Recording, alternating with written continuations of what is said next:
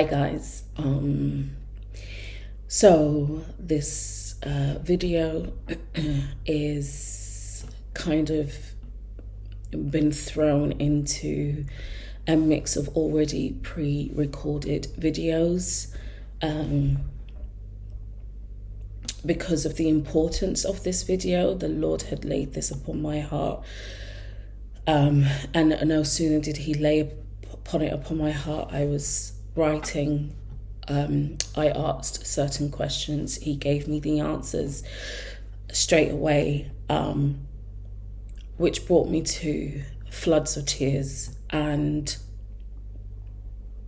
there is a possibility that that might happen in this video, so please bear with me. But I have already pre-recorded videos, and if you watch subsequent videos after you see this one, it may not make sense because this video has come in because of the intro to those videos. And one of the things I was saying to the Lord actually prior to recording this was, yeah, but what about the other videos? They're all in order.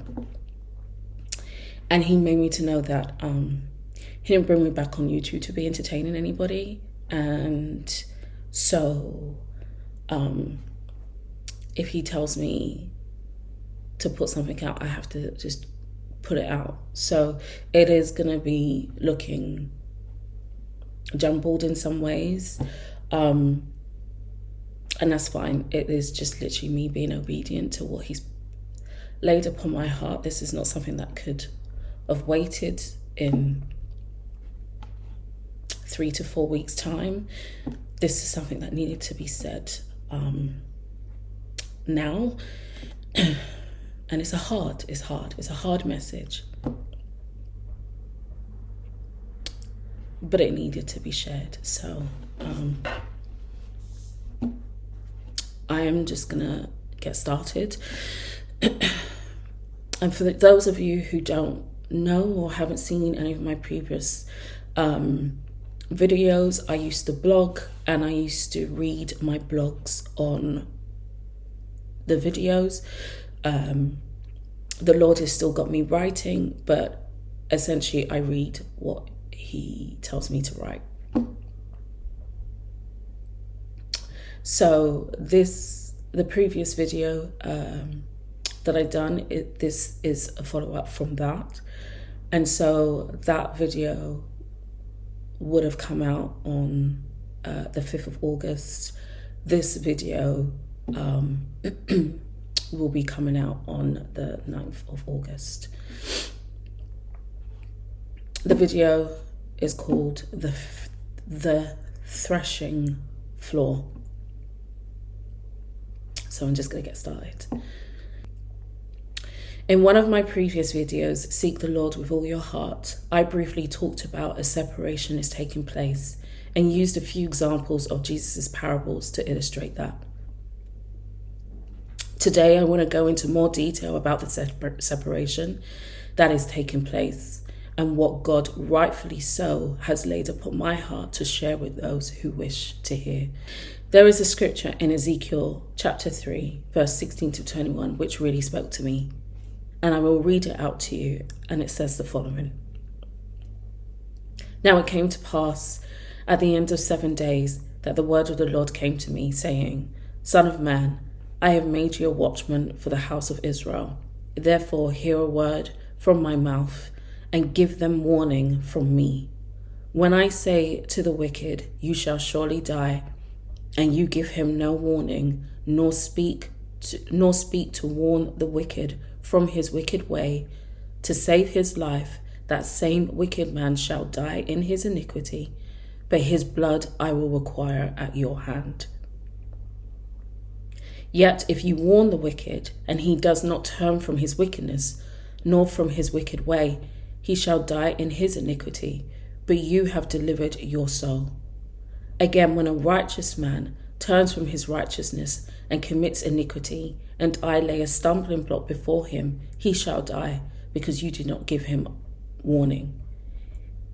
He shall die in his sin, and his righteousness which he has done shall not be remembered.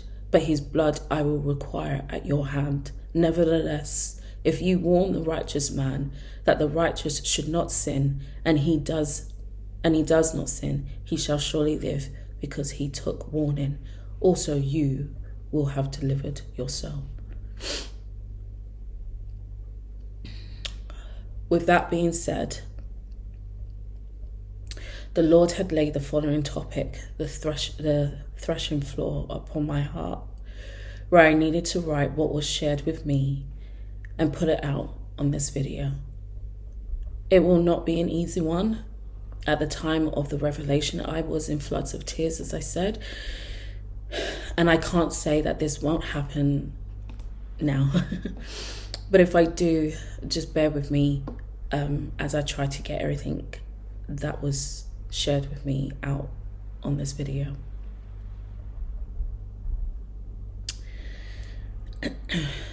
I know many don't wish to talk about or dwell on this, but the reality is we are in the last days and Christ is coming back for his bride. The Lord already has his winnowing fan in his hand, and he is cleaning out the threshing floor. He is separating the wheat from the chaff, and many can't see it. This is what will happen. It will be like the biblical days when the prophet spoke with Israel. Only a few heeded God's words, but the majority didn't want to listen. When the Lord chose Israel, he chose them to be his special nation, his royal priesthood, and that's exactly what they were supposed to be. They were to be set apart from the world as they were God's people.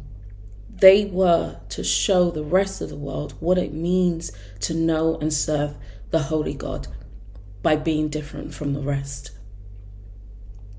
Gosh, I'm shaking. That is why those who were and will be grafted in cannot be like the world. They too must stay separated. That is the reason why for some of us, the Lord has taken away the desires to entertain ourselves from simple things that we once enjoyed.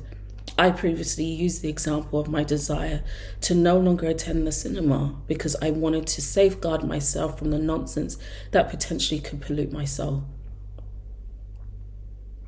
Though this might be radical for some, but this is what the Lord has called me to do, is separate myself from the pleasures of this world so that I am made available for the work he has called me to do. Because what I do here is not just for this life, but is to be a part of a separated nation for the Lord in the millennial reign. How we live now is to prepare for the 1,000-year reign when Christ rules on earth. That is why today we are to be the light and salt of the earth, displaying Christ to those around us so that they can see him through us. If we are behaving like the world, like Israel behaved like the Gentiles, then the world can't see Christ in us. That is why separation is taking place. Right now we are called to be living like priests, because this is who we will be in the millennium reign. Those who are raptured will be that special nation for the Lord. This is why there are those the Lord has put upon their hearts to start living like the early church. This isn't radicalism. This is glorification. God told Israel not to be unequally yoked and not to run after idols with the Gentiles, like the Gentiles. It is the same for us today. We are not meant to be running after the material things of this world, because we will end up glorifying and prioritizing whatever that thing, person, relationship, or career is over the Lord. As the Lord was downloading all this information to me,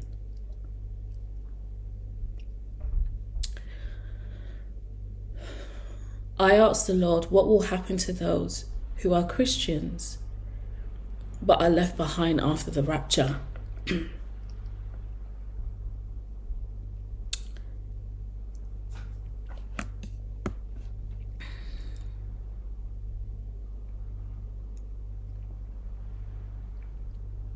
And what the Lord showed me was this. Sorry, I have tissue ready because it's hard. It's a hard one.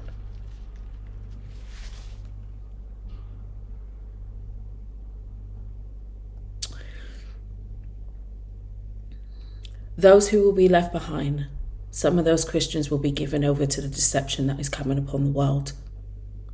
The others that are not given over will be marked, sealed, so that they will not be given over.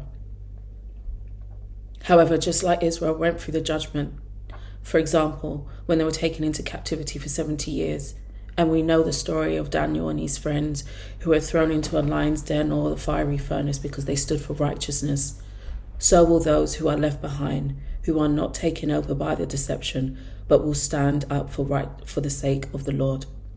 They will be martyred. But those who will be martyred will not fear, because they know their soul will be saved.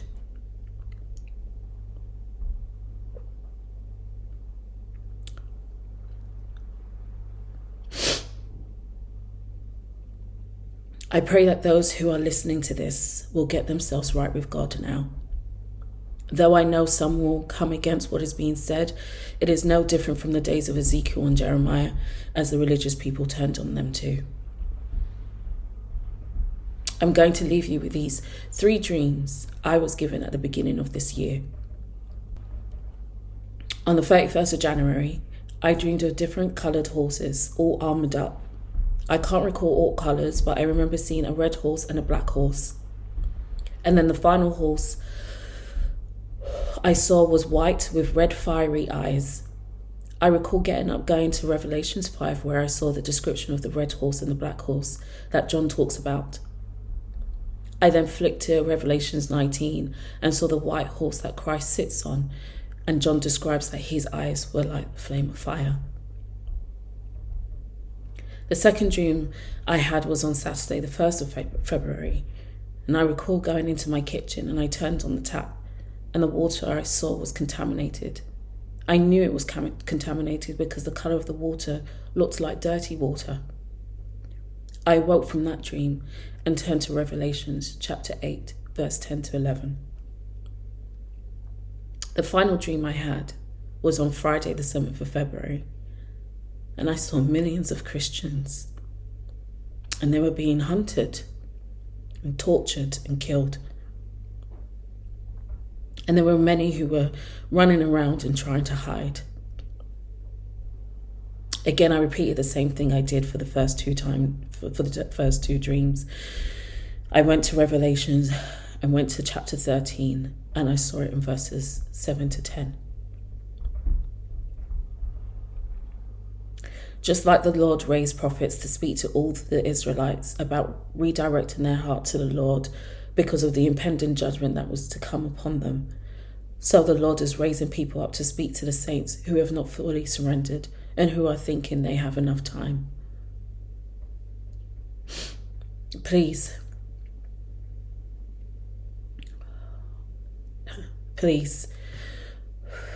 a judgment is coming, and it will come upon the house of the Lord. You will not escape if you do not choose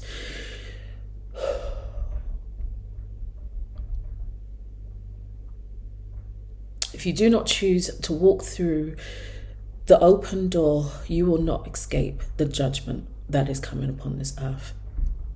I don't know how long the door will be open for, but he is calling all to strive to enter and stay on the narrow road.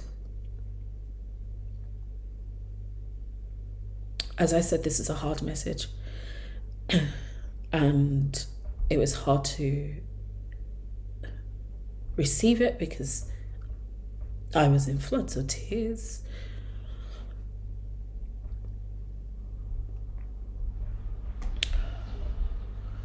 But I pray that you will heed these words.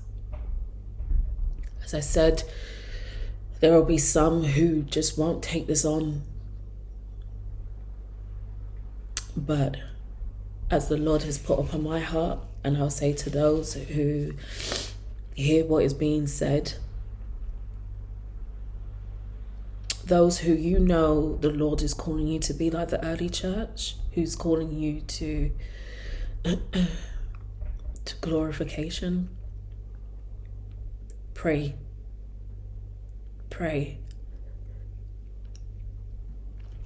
pray for the church body.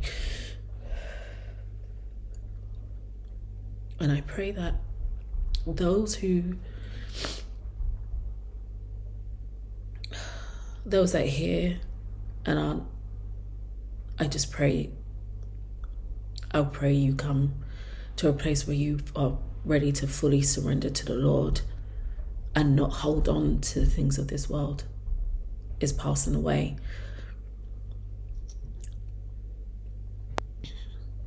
Bless you.